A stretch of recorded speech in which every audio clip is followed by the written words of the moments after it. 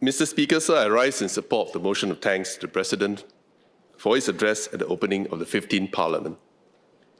This is a year of uncertainty for workers. Over the past few days, my Labour Movement parliamentary colleagues have shared how global trade tensions and disruptive technologies are transforming the workforce, workplaces, and the future of work. At NTUC, we have heard the anxieties of young graduates as artificial intelligence accelerates the shrinking of entry-level jobs. We have supported the upskilling and career transition aspirations of the mid-career workers, and we have championed the platform workers' rights to work injury compensation and even CPF contributions. As the economy evolves, we must continue to stand in solidarity with our workers and equip them with the skills and protections they need to succeed. Because when workers succeed, Singapore succeeds.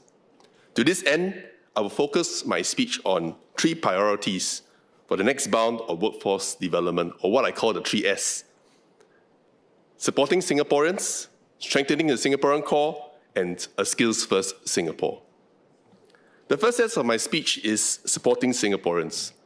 According to the World Economic Forum's 2025 Future of Jobs report, globally, 92 million of all current jobs will be displaced in the next 5 years.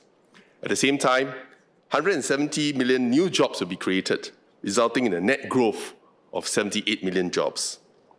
This is attributed to drivers such as the race towards renewable energy and artificial intelligence, which have already been cited by major companies for mass retrenchment exercises both globally and in Singapore.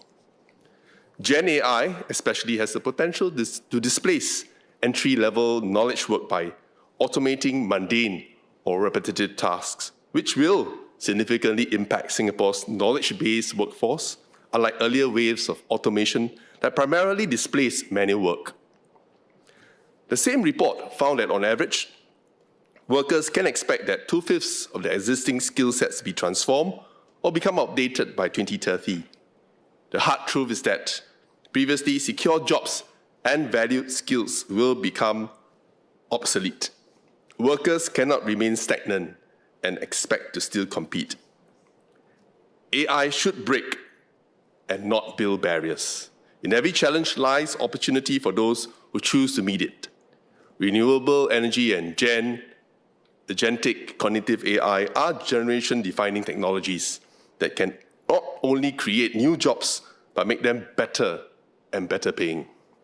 By supporting workers' learning and upskilling ambitions, businesses and the economy also benefit from more growth and a more skilled workforce. To ensure no worker is left behind in the adoption of new technologies, we must commit to a just transition that prioritizes the reskilling and redeployment of workers. If you recall, the old adage is learn, work, and retire. But today, it's no longer that. It's learn, work, and maybe retire. The Labour movement has persistently advocated for training allowance and subsidies for a second degree or diploma for mid-career and older workers who may be more vulnerable to skills obsolescence. Financial support for the involuntarily unemployed to help them bounce back from employment setbacks. And most recently, government-funded traineeships and apprenticeship opportunities for young graduates to strengthen their employability. I'm heartened that government has answered our calls with the launch of the Skills Future Level Up program, Job Seeker Support Scheme, and the Graduate Industry Traineeship program. In NTUC's 2025 survey on economic sentiments, 1/3 of over 2,000 workers expressed concerns about losing their jobs or not having their contracts renewed in the next 3 months. On the ground, I've also heard of the anxieties and frustrations of young graduates and involuntarily unemployed job seekers who have not been able to find jobs after sending out hundreds of applications despite having good diplomas and degrees. I therefore continue to call on the government to consider 3 policy moves. First, extending the Job Seeker Support Scheme eligibility to involuntarily unemployed PMEs, especially those earning above the current $5,000 salary threshold imposed by the scheme, so that the majority of the more than 43% of resident PMEs can benefit. 2, taking stronger action alongside unions against errant employers who do not practice fair and responsible retrenchment practices as we have seen in the recent spate of retrenchments.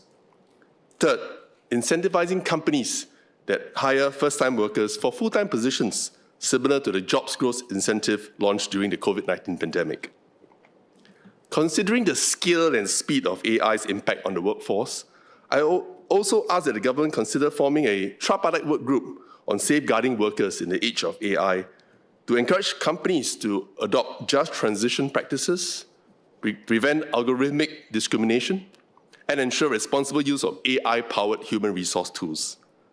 I thank the government also for hearing my call for a review of the Employment Act through a tripartite work group recently formed, and to keep pace with rising median wages and evolving nature of work, I will find that the Employment Act should cover more PMEs by raising both the salary caps of workmen and non-workmen, as well as providing more clarity on transfers that impact workers affected by ongoing company restructuring, mergers and acquisitions, and requiring employers to give explicit reasons for termination or discontinuation of employment initiated by the employer upon the request of the employee.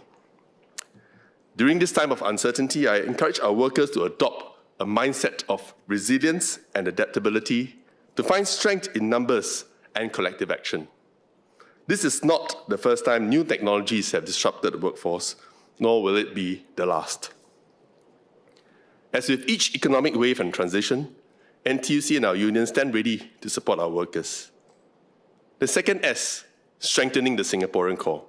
Since my maiden speech in this House in 2011, I've persistently advocated for strengthening the Singaporean core, especially for local professionals, managers, executives, PMEs for short, who face increasing competition with foreign PMEs. Over the past decade, I've advocated for a compendium of measures to level the playing field for our local PMEs, including the Workplace Fairness Act, which protects workers against the most common types of workplace discrimination, including age and nationality, a foreign PME dependency ratio, stricter EP application conditions, and continuous enhancements to the Fair Consideration Framework, and many others. These protections are important, and we should regularly review it. A strong Singaporean core must therefore be a Singaporean-led core.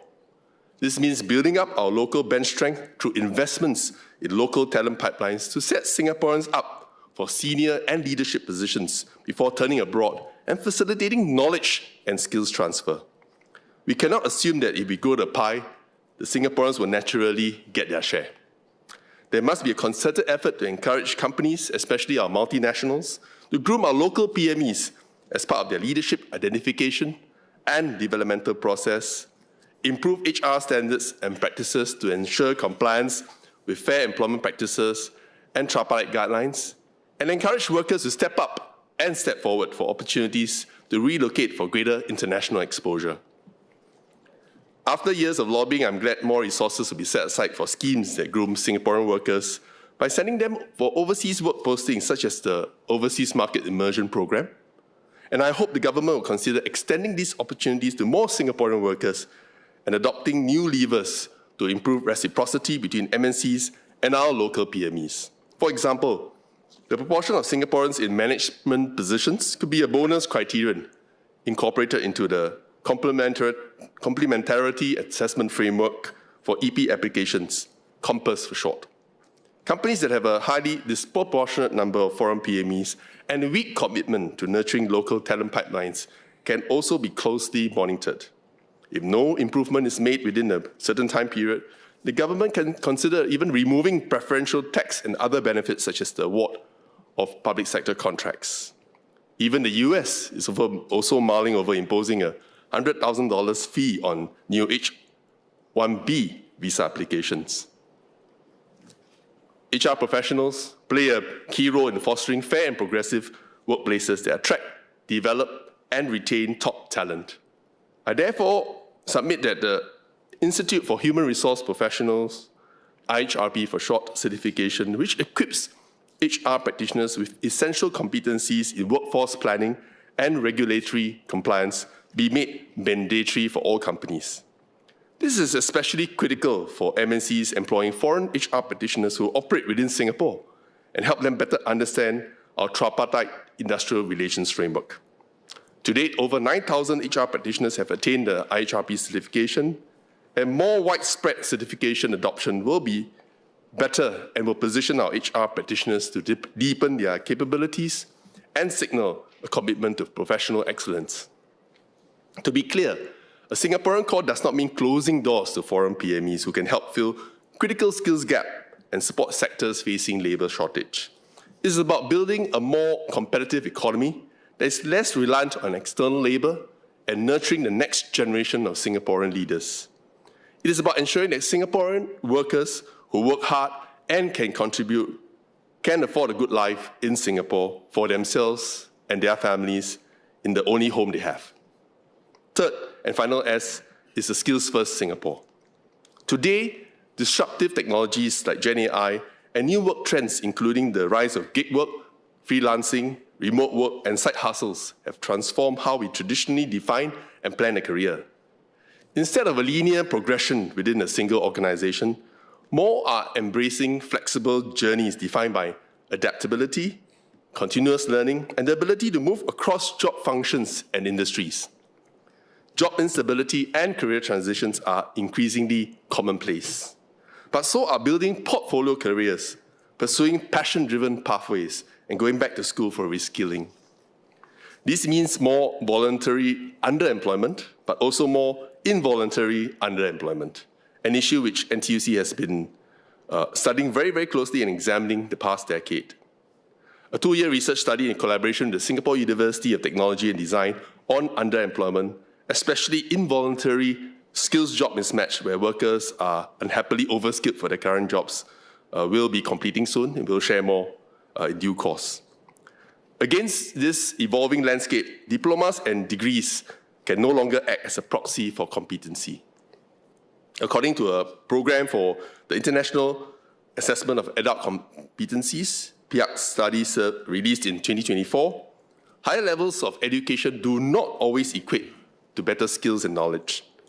Earlier data from LinkedIn in 2021 also revealed that employers in Singapore preferred to hire candidates with technical skills and transferable skills over traditional qualifications such as education and minimum years of experience. At this 10-year mark since the launch of Skills Future, I therefore submit that it's timely to review Singapore's continuing education and training framework and system for the next bound of workforce development using a skills-first approach.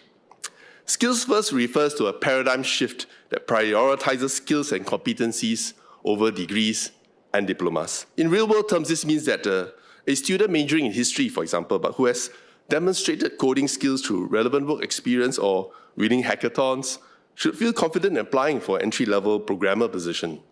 It also means that two workers who are equally skilled, equally knowledgeable, and demonstrate good work performance should receive equal opportunities to advance in their career, regardless if one worker holds a diploma and the other has a degree. A skills-first economy, therefore, holds powerful potential for the inclusion of non-traditional learners who acquired skills through experience and expanding individuals' career pathways beyond the scope of their formal qualifications. It supports caregivers, older workers, persons with disabilities, young graduates, and freelancers or self-employed persons in asserting the value of their labour, thereby also allowing employers to tap on a wider talent pool. For this idea to take flight, however, requires the buy-in of all stakeholders across the workforce development ecosystem. The government will need to create robust and integrated frameworks for credible skills accreditation and transferability across institutions and industries. Career conversion programs should be expanded to cover more sectors and industries to become more relevant to PMEs. The public service will also need to lead by example in implementing skills-based hiring and progression. Employers will need to adopt progressive practices such as listing the necessary skills required in job descriptions on top of formal qualifications and taking skills certifications, testimonials, performance appraisals, awards, and leadership experiences outside of work into consideration for progression.